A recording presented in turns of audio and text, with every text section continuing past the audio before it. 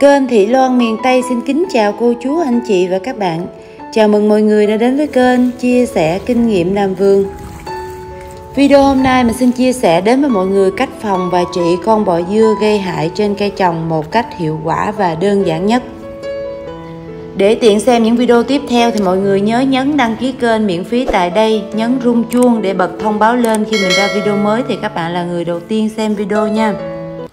Thì trong video hôm nay mình cùng với nhau tìm hiểu về cách quản lý con bọ dưa cũng như là cách phòng và trị con bọ dưa gây hại trên cây trồng.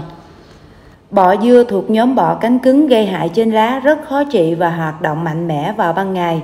Vòng đời của bọ dưa rất dài, tầm 80 cho đến 130 ngày. Thì ngay từ đầu mình đã nói với mọi người là con bọ dưa này nó rất là khó trị vì nó cứ bay liên tục như vậy đó, mà mình phun thuốc thì sẽ không có hiệu quả. Cho nên để diệt được con bọ dưa này thì mình phải tìm ra được cái điểm yếu của nó, cái thời gian nào nó hoạt động chậm thì mình sẽ phun thuốc vào cái khoảng thời gian đó. Chứ cái thời gian mà nó hoạt động nhanh á, thì mình có phun thuốc hóa học, có chứa những cái hoạt chất độc hại thì cũng không thể nào diệt được con bọ dưa này nha.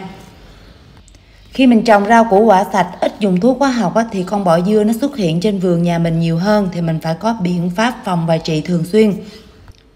Để phòng và trị con bọ dưa hiệu quả bằng những loại thuốc thảo dược, những loại thuốc được chiết xuất an toàn từ thiên nhiên á, thì cái việc đầu tiên mình cần làm là phải thăm khám vườn thường xuyên. Khi thấy con bọ dưa nó vừa xuất hiện trong vườn á, thì mình sẽ dùng vợt muỗi bắt liền. Còn nếu như mình không thăm khám vườn thường xuyên, mình để con bọ dưa nó xuất hiện quá nhiều trên vườn rồi, lúc đó mình không còn bắt tay được nữa thì mình phải cần tới thuốc. Những loại thuốc mà có chất bám dính á, nó sẽ làm cho con bọ dưa ngán ăn và không có tấn công cây dưa mình nữa. Rồi bây giờ mình sẽ quay gần hơn để mọi người thấy con bọ dưa coi nó như thế nào nha. Con bọ dưa thì nó hay xuất hiện trên cây dưa, nó hay ăn lá dưa nên bà con nông dân thường gọi là bọ dưa. Con bọ dưa này nó di chuyển chậm vào lúc sáng sớm hoặc là chiều tối, cái lúc mà chưa có nắng, tầm 5 giờ rưỡi sáng cho đến 7 giờ đó mọi người, hoặc tầm 5 giờ rưỡi chiều cho đến 6 giờ đó, thì cái thời điểm đó con bọ dưa nó đang bắt cặp. Khi nó đang bắt cặp như vậy á, thì nó di chuyển rất là chậm luôn. Mình canh cái thời điểm đó mình phun thuốc sẽ trúng vào người nó và nó sẽ chết. Còn khi mà nắng lên rồi đó, con bọ dưa này nó không còn bắt cặp nữa, nó di chuyển rất là nhanh. Mình phun thuốc sẽ không còn hiệu quả nữa nha. Lúc con bọ dưa nó còn là ấu trùng, nó còn ở trong đất á, thì mình diệt nó rất là dễ. Còn khi nó đã thành trùng rồi, nó đã có cánh biết bay rồi thì mình diệt nó rất là khó. Khi vườn mà xuất hiện nhiều bọ dưa á, thì mọi người thấy nó bắt cặp rất là nhiều. Còn hôm nay vườn mình có mấy con thôi nên mình không có bắt cặp cái lúc nó bắt cặp để quay cho mọi người xem. Khi con bọ dưa bắt cặp á, là một con bọ dưa nó cõng một con bọ dưa trên lưng nha. Khi con trai mình nó lên vườn nó bắt cặp con bọ dưa bắt cặp như vậy nè, nó hỏi tại sao con bọ dưa này nó có chân mà nó không đi, nó có cánh mà tại sao nó không bay, nó lại bắt con kia cõng như vậy. Mà mỗi lần cõng vậy thì con kia đi rất là chậm, đi rất là cực khổ luôn. Rồi mình có giải thích với con trai là do con bọ dưa này nó đi nhiều quá, nó mỏi chân nên nó nhờ con kia cõng. Hoặc là lâu ngày rồi hai con bọ dưa này không gặp nhau nên nó ôm nhau để bày tỏ tình cảm cho nhau. Mình giải thích tới như vậy mà nó không chịu đó mọi người. Nó nói con bọ dưa ăn rau sạch của mẹ mỗi ngày thì nó phải khỏe chứ sao lại mỏi chân. Mà nếu mỏi chân rồi thì tại sao không lấy cái cánh để bay mà bắt người ta cõng. Cái thằng nhỏ nhà mình đó mọi người, nó mà hỏi tới một cái vấn đề gì thì mình lo trả lời với nó, trả lời tới khô họng thôi. Chứ mà trả lời sơ sơ, trả lời sương sương thôi là nó không bao giờ nó chịu đâu. Rồi để phòng và trừ con bọ dưa này một cách hiệu quả thì đầu tiên mình phải diệt con bọ dưa lúc nó còn là ấu trùng đang ở trong đất. Thì trước khi trồng mình phải xử lý đất cho sạch mầm bệnh và phơi đất. Và sau một vụ trồng sau khi thu hoạch xong thì mình phải thu gom hết những tàn dư của vụ trước, như là cây già, lá hư, những cái trái rụng xuống đất đó, mình thu gom hết cách ly xa vườn hoặc là mình phơi khô đốt bỏ gì đó. Rồi nếu như mình muốn sử dụng lại những cái tàn dư của vụ trước để mình ủ làm phân xanh để mình bón cho cây sau này thì cây của vụ trước mình phải sạch mầm bệnh thì mình mới sử dụng làm phân được nha. Chứ cây vụ trước của mình đang bị bệnh đó mà mình sử dụng làm phân thì trong vườn mình lúc nào nó cũng chứa cái mầm bệnh ở trong đất. Sau một vụ trồng thì cái chậu đất mình nó đã chai cứng và không còn chất dinh dưỡng nữa. Để chuẩn bị cho vụ mới thì mình phải cải tạo cái chậu đất này bằng cách là mình thêm vào đây cho trấu, xơ dừa và phân bò để cho cái đất này nó được tơi xốp và giàu dinh dưỡng trở lại. Cách trộn đất thì đầu tiên mình có 50% đất thịt đã trồng cây rồi nè, thì 50% còn lại mình cho vào đây là mùng dừa đã qua xử lý, cho trấu và phân chuồng. Phân chuồng thì bạn dùng loại nào cũng được, hôm nay mình dùng phân bò. Rồi mình xới trộn lên và tiếp tục xử lý vôi bột thôi. Video hôm nay thì mình không có đi sâu vào cách trộn đất mà mình chỉ đi sâu vào cách xử lý đất thôi nha. Sau khi mình trộn cho đất nó hòa quyện vào nhau rồi đó thì mình sẽ sử dụng vôi nung dạng bột để rắc vào trong đất. Một chậu có dung tích khoảng 70 lít này thì mình dùng khoảng 2,5 nắm tay vôi là được rồi. Mỗi lần mình cho vôi vào trong đất thì mình cho khoảng 1 nắm tay vôi thôi. Mình trộn đều lên, rồi khi nào thấy vôi nó hòa quyện vào trong đất thì mình cho tiếp 1 nắm tay nữa. Cứ như vậy mình làm cho đến khi hết khoảng 2,5 nắm tay vôi nha.